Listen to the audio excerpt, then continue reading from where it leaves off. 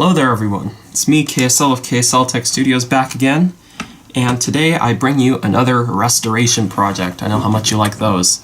So this is an Apple Pro keyboard I picked up at the Goodwill about a week ago.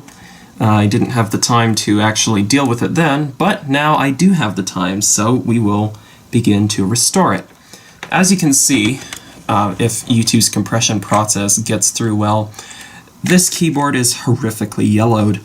It's not due to smoking or anything like that. It's mostly to do with the sun and the reaction with fire retardants that are in the plastic of this keyboard, which there are many. And since I live up north, we have a very, very potent sun here. I live in a high elevation city as well, so I wouldn't doubt for this to happen.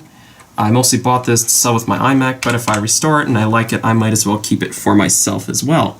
So, without further ado, our plan of attack for this keyboard is to take all the keys off. We're going to try to clean it up. We'll disassemble it, basically, to get this backer board out, this part that's behind this clear acrylic here. And then tomorrow, we will Retrobrite it and see if we can get this thing back to tip-top shape. So, I'm going to begin popping the keys off right here. I have my screwdriver set. I don't actually have a proper key puller, unfortunately, but I've had luck with taking them off with just a regular screwdriver, so that's probably what I will be doing. So without further ado, I'll get started. And yeah, the cord's in okay shape as well. It's got a little bit of gouging, but that's all right. We'll clean it up. We'll see if we can get this thing perfect again. So as you can see, there's already a label on the front. We'll just peel it off. Let's hope it's not too bad. Oh, not bad at all. There you go, the label. I hate that these things come off like this. Alright, so the label is off. We've got all the keys off. So without further ado, let's get started. I'll get my headphones on and then you guys can follow along as I just take keys off.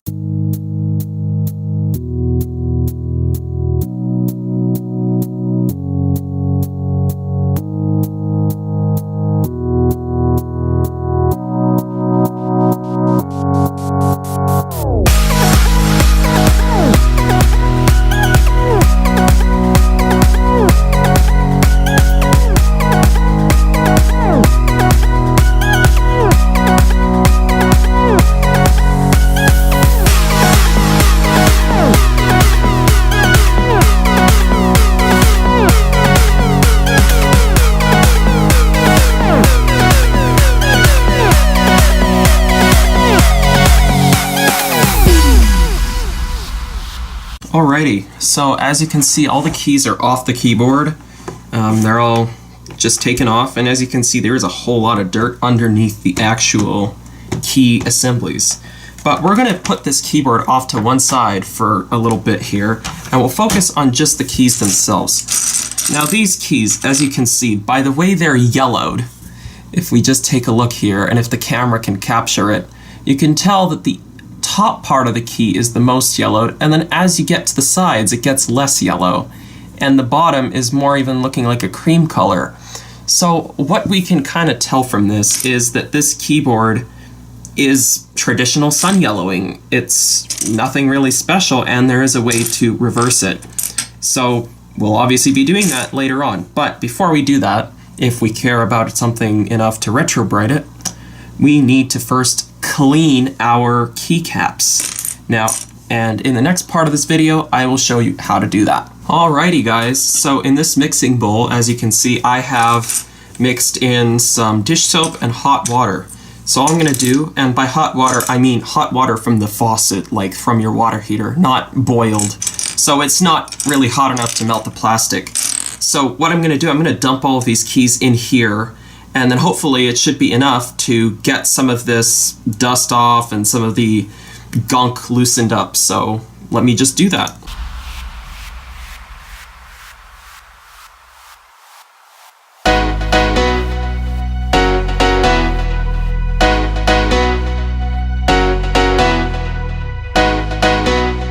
So here is our little mixture, and I'm gonna let that sit for a few minutes, probably about half an hour or so, and then we'll take it out and then we'll clean off the keys some more. Hopefully this soaking should be enough to get all of the dirt off of them, but if we need to do more, then we will do more. So let it be that way. So now, while our keys are bathing carefully, we will turn our attention to the backer board of the keyboard itself. So right here I have the keyboard, as you can see, not with the keys removed. So basically, in order to get to the backer board, we'll have to disassemble this part. We'll have to take it off because it's kind of sandwiched in between these two clear acrylic pieces. So how do we do that, you might ask? So you do that by taking off all of these little hex screws. So you need a really small little hex driver. This is the smallest one I have, so I believe it will fit, or that's even too small. The 1.3 millimeter, will that fit? Yeah, that fits. So in my screwdriver set, I'm using the 1.3 millimeter Torx driver.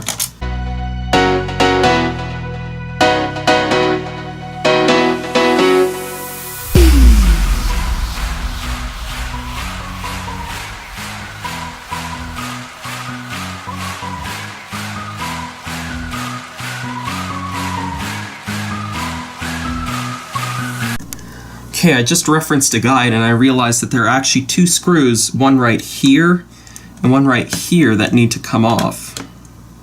So I'll do that right now. This is all while the keys are removed. So these are the two Phillips head screws that are under the actual keyboard assembly itself, which you cannot see. So that's pretty great, isn't it? So now the whole thing feels much looser and it seems as though it will actually come off.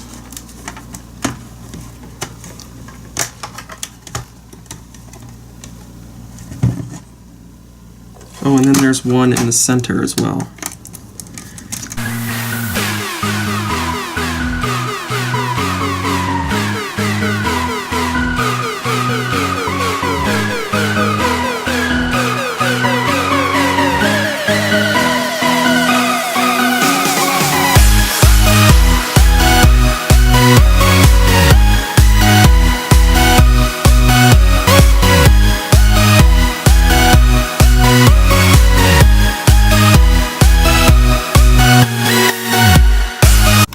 So, after referencing an online guide, it looks as though I'll have to use some heat to remove this label, as there's a hidden screw underneath.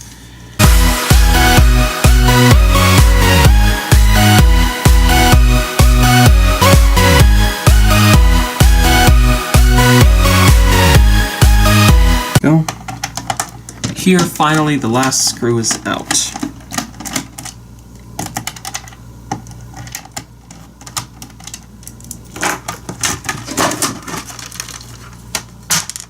There we go. This last little bugger is out. Unfortunately, it is the same size as those other screws here. So now the whole thing will come out in all of its glory here.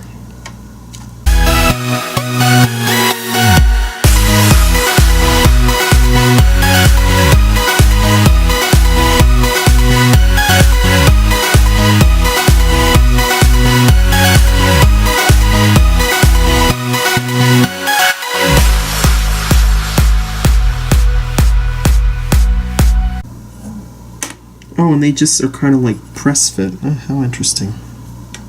So the connectors, they don't actually plug in, they're just kind of laid here, and then this board kind of contacts onto them, which I think is pretty cool. So that's interesting. Now we can remove the backer board itself, which requires like all these little tiny screws to remove, which is just going to be absolutely fun, isn't it? Oh well, we'll get to it then.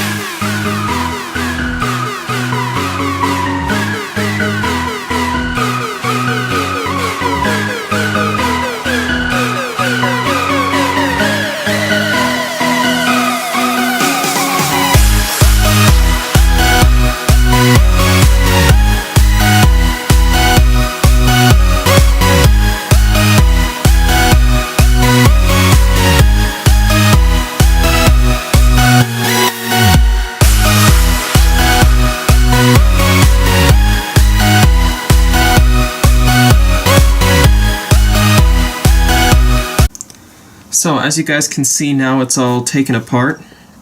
We have these little rubber domes which I'm going to collect, and I'm going to put them for safekeeping into a little place here. So that's what I'll do. Put them into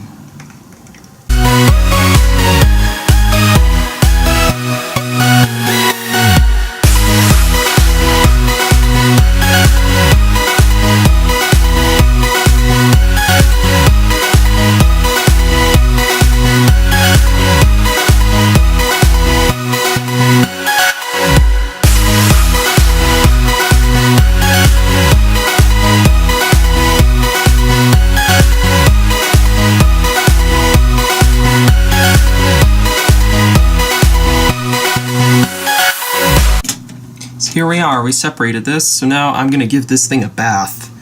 And hopefully, when after that happens, we can Retrobrite it. So I'll be back.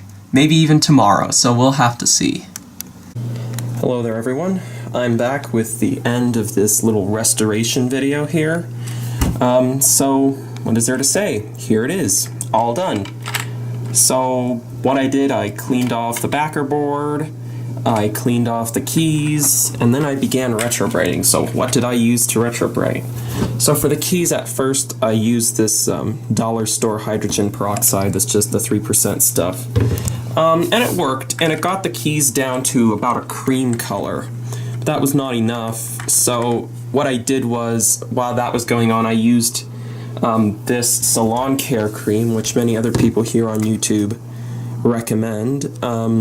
This I found at Sally Beauty, which is also here in Canada, so it's not just in the United States if you're concerned about that. There is one in my semi-major city here in Canada, so there you go. It is there. So what I did was I rubbed the backer board, the actual plastic part that's underneath this clear acrylic, with that, and I let it sit outside for the whole day, and then it got pretty much perfect, so I was like, okay, that's staying that way. And then the next day, after I got the keys out of the submerged solution, which, to be honest, even though it will get you the most even results, the submersion method, it by far was the worst in terms of keeping the keys submerged, which by far seemed to be very annoying, because after about an hour, if anyone is familiar with how the Retrobrite reaction works, is that hydrogen peroxide within the presence of heat or light eventually separates out into one other product, and mainly ozone gas. So those ozone gas bubbles actually formed on the outside of these keycaps and serve to make them float to the surface. Getting them sunken down at first was not that big a deal if you just popped the air bubble that occurred within the little stem part of the key. However, now as it kept going, it just ended up being more and more annoying as you had to keep babysitting it in order to keep the reaction going. So here it is. The keys turned out somewhat even, I would say, at least to my eyes.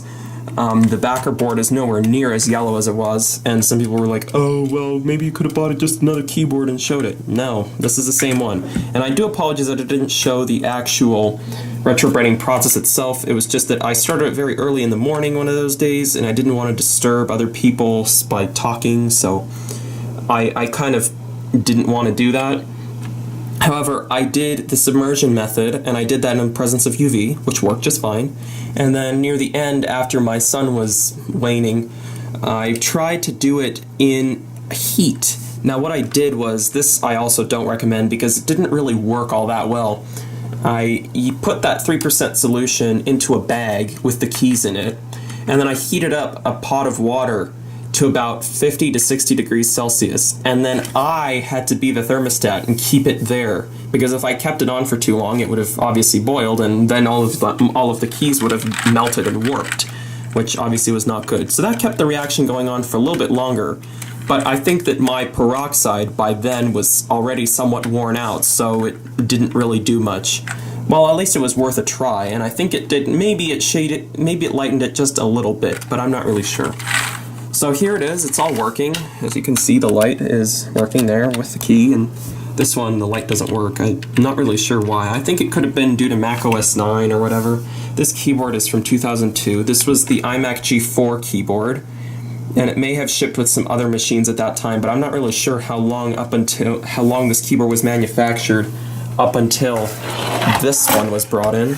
This is my other keyboard, my A1048, and just seeing them side by side, yes, I know this one is not 100% perfectly white like this one is, but this is definitely miles better than what it was. And frankly, at this point, it would take many more hours to get it to be perfectly white like this, so I just ended up saying, whatever, I'll deal with it like this, and frankly, as I'm selling this computer, nobody would really mind. So it works, though unfortunately I did lose one of the little rubber pieces that connected the keyboard like matrix to the actual logic board that connects to the computer in the drain, which was just wonderful. So that's something, but I did manage to make one myself, and it seems to work now, so that's good. So I think now, without further ado, it's time for a typing test.